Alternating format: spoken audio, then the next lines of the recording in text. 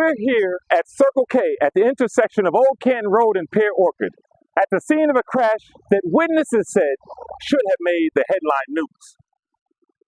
Now, we talked to witnesses on the scene of the accident, and we were told several stories. Witnesses described the driver as a white woman appearing to be between 55 and 65 years old. They say she drove straight into the pole here in front of the store.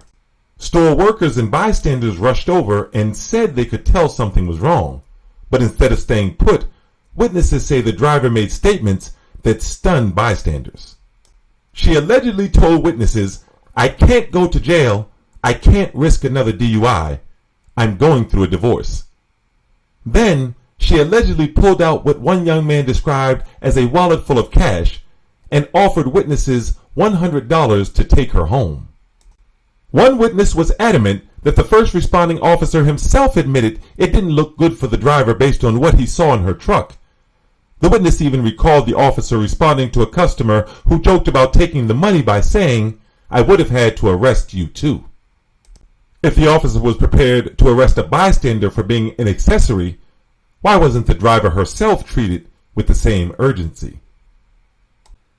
Hours later, those same witnesses say that driver was spotted right here again at this very gas station, not in custody, but paying a tow truck driver to haul away the very vehicle she had crashed. And there's another layer of witness testimony we simply cannot ignore. Witnesses told us a sergeant, not just an officer, allegedly went and picked the driver up from her home and took her to the hospital, not to jail. If that's true, we deserve answers. Did this driver receive special treatment? And if so, why? Make It Make Sense Media held these interviews because residents felt their voices would not otherwise be heard.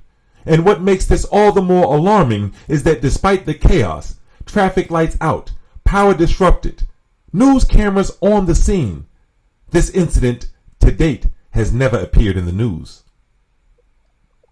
One thing that's clear tonight, Jackson, is that we deserve answers.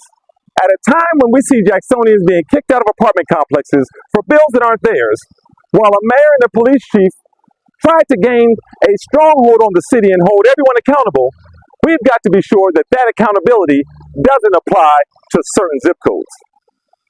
For Make It Make Sense Media, I'm Tariq Abdul-Tawwab in Jackson, Mississippi.